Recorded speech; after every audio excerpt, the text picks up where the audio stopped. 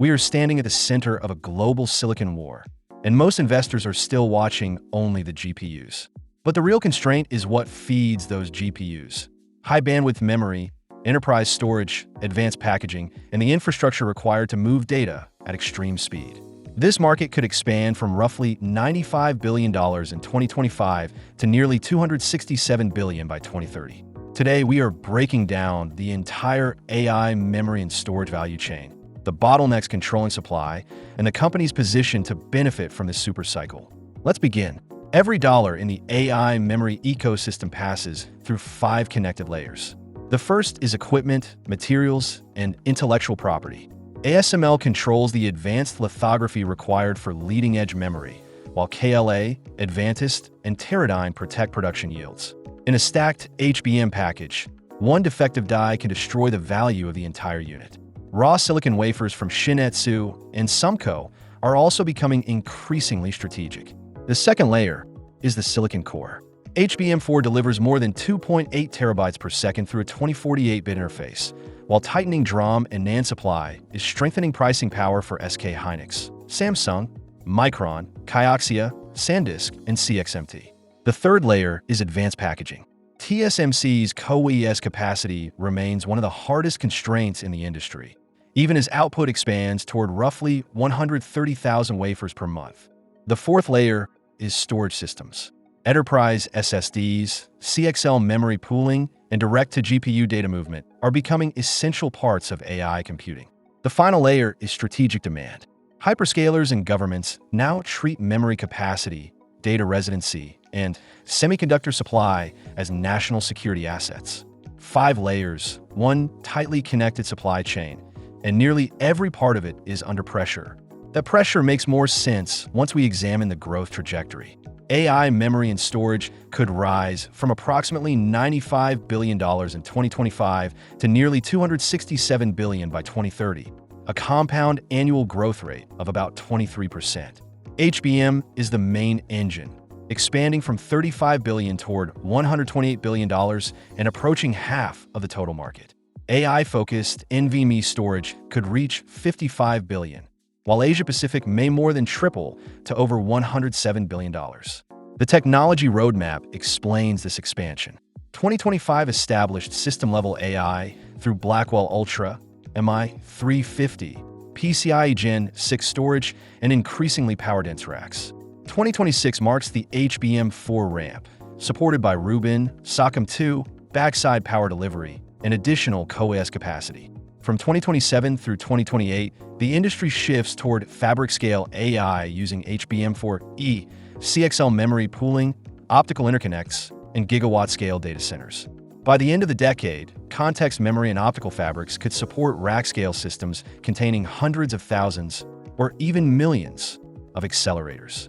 Demand is already absorbing around 20% of global drum wafer capacity. Europe is committing 200 billion euros to AI infrastructure. The United States is supporting projects worth up to $500 billion, and major Middle Eastern economies are building sovereign AI campuses. With Micron's HBM supply heavily committed and SK Hynix capacity fully booked, memory has become one of AI's most strategic bottlenecks. But extraordinary demand does not automatically create extraordinary supply. HBM can consume 3 to 4 times more wafer area than conventional DRAM because of through-silicon vias, base dies, stacking, and additional process losses. Manufacturing complexity is also rising. Advanced DRAM and NAND structures beyond 300 layers require more precise lithography, deposition, etching, and chemical processing. Testing is even more critical. In a 16-layer HBM stack, one defective die can destroy the entire package. That makes known good die testing essential and gives companies such as KLA and Advantest growing influence over industry yields and margins. At the center of production is ASML's High-NA EUV platform, which enables the precision required for next-generation DRAM. Raw wafer suppliers such as Shin-Etsu, SUMCO, and Global Wafers face additional pressure as memory manufacturers expand. Micron's $500 million investment in Global Wafers, combined with a 10-year supply agreement, shows how aggressively producers are securing upstream materials. The next breakthrough comes at the system level. Marvell's CXL 3.0 switch supports up to 4 terabytes per second, allowing memory resources to be shared more efficiently and helping AI systems move beyond the traditional memory wall. Those upstream constraints are now reshaping the silicon market itself. Because HBM uses far more wafer capacity and earns significantly higher margins, manufacturers are reallocating production away from conventional PC DRAM, server memory, and graphics memory. That shift has contributed to sharp price increases. Conventional DRAM contract prices rose roughly 90 to 95%, PC memory increased even faster, and NAND pricing also moved significantly higher. The consumer market is already feeling the impact. NVIDIA reportedly reduced RTX 50 series production because of GDDR7 shortages, while Micron discontinued the crucial consumer brand to concentrate resources on enterprise and AI products. At the center of the transition is HBM4. Its 2048-bit interface, 32 independent channels, and bandwidth above 2.8 terabytes per second make it a foundational technology for next-generation accelerators. The global HBM market could reach $100 billion by 2028. SK hynix currently holds the strongest position, controlling a majority of global HBM supply and a large share of NVIDIA's next-generation orders. Samsung is rebuilding momentum through production scale, while Micron remains sold out despite aggressive expansion. Enterprise SSDs provide a second growth engine. Inference, vector databases, and RAG systems could push enterprise SSD demand to 1,078 exabytes by 2030, supported by PCIe 6.0 drives reaching 32 gigabytes per second. AI is not simply consuming more memory. It is changing what the semiconductor industry chooses to manufacture. But producing the memory chips is only half the battle. They still have to be integrated with the GPU. CoWoS packaging lead times have stretched from 52 to 78 weeks, while estimated industry demand for 2026 approaches 1 million wafers. The core architecture uses a 2.5D interposer to connect a central GPU with as many as 8 HBM stacks. TSMC is expanding production toward approximately 130,000 wafers per month, but that remains insufficient relative to demand. NVIDIA has secured a major portion of available capacity, leaving AMD and smaller competitors fighting for limited allocation. This gives TSMC extraordinary control over the delivery pace of the entire AI industry. Package size creates another challenge.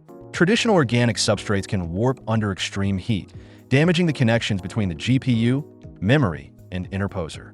The industry is developing two potential solutions. Glass substrates offer greater flatness, thermal stability, and higher density connectivity. This market could eventually reach $18.6 billion. Panel-level packaging replaces round wafers with larger rectangular panels, reducing material waste and potentially increasing production capacity. Until these technologies reach commercial scale, advanced packaging, not GPU design, may remain the real gatekeeper of AI deployment. To reduce these shortages, the world is launching one of the largest semiconductor construction waves in modern history. The United States is adding roughly 21 facilities. TSMC and Intel are expanding in Arizona. Intel is building in Ohio. Samsung is investing in Texas. And Micron is developing major memory capacity in Idaho and New York.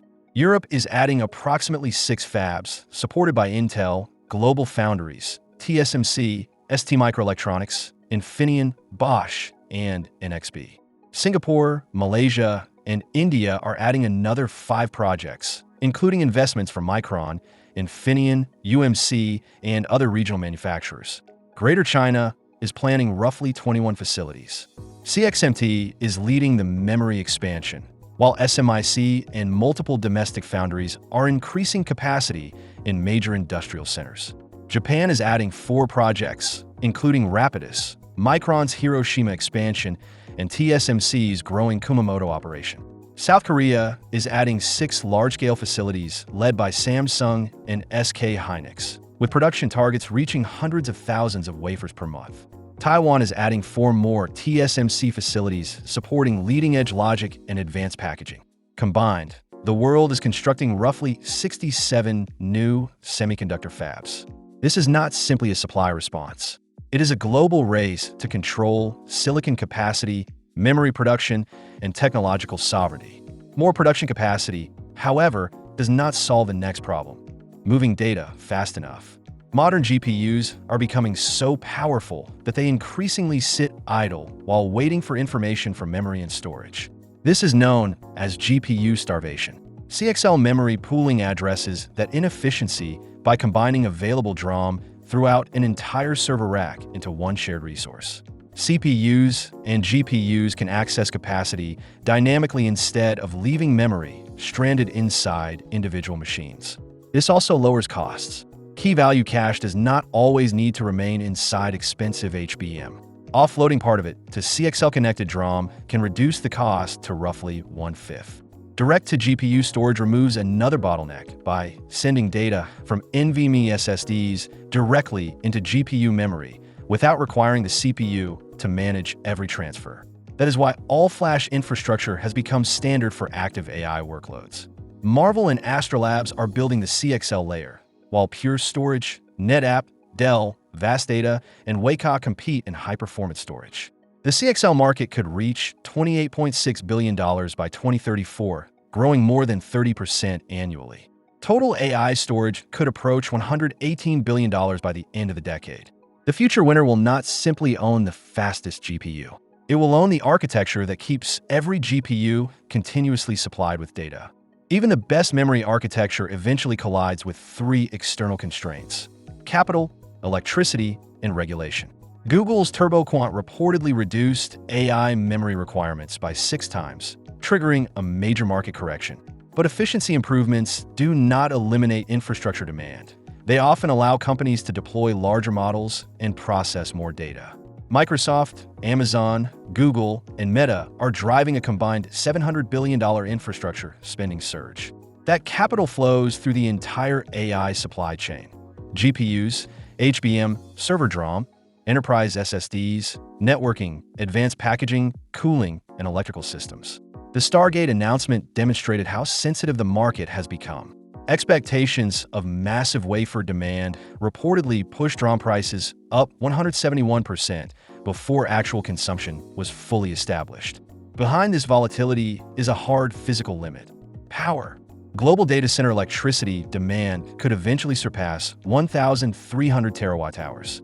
An H100 consumes around 700 watts, while the B300 can reach 1,400 watts. Complete rack requirements are rising from approximately 8 kilowatts in traditional data centers to as much as 155 kilowatts in advanced AI systems. Grid shortages have already pushed electricity prices up nearly tenfold in some markets, while nuclear and small modular reactor projects may require many years to deploy. Geopolitics creates another layer of demand. Europe's sovereignty framework introduces 4 levels of control, ranging from local physical storage to complete protection from foreign ownership and access. Cloud companies may therefore need dedicated European data centers, isolated infrastructure, duplicated storage clusters, and locally controlled AI systems. For the memory industry, capital, electricity, and sovereignty now determine where capacity can be built and where data is legally allowed to live. So which companies are best positioned to capture this cycle? The first group is the memory leaders. SK Hynix has the strongest HBM position, major exposure to NVIDIA's next-generation platforms, rapid earnings growth, and a relatively attractive valuation. Micron offers the clearest US-based exposure to HBM and DRAM. Capacity remains tight, earnings are recovering quickly, and its valuation is still reasonable. Kioxia provides focused exposure to the NAND recovery and next-generation BICS technology through its alliance with SanDisk, although both remain sensitive to memory pricing. The second group is the capacity challengers. Samsung has enormous manufacturing scale and strong upside if it regains HBM share, but execution remains critical. SanDisk offers powerful earnings recovery through higher NAND prices and enterprise SSD demand, balanced by greater cyclical risk. The final group is enterprise storage. NetApp provides stable exposure to hybrid cloud and AI data management, but with more moderate growth. Pure Storage has one of the strongest positions in all flash infrastructure, although its premium valuation leaves little room for disappointment.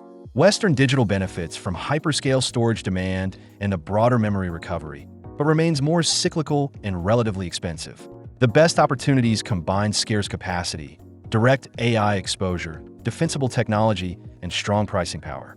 That is the AI memory and storage empire. 5 interconnected layers, enormous infrastructure spending, and a small group of companies controlling the industry's most important bottlenecks. This video is for educational purposes only and does not constitute financial advice. Market forecasts and company projections can change, so always conduct your own research before investing. If this analysis helped you understand where AI capital is really flowing, subscribe, leave a like, and tell me which company you believe will dominate the memory supercycle.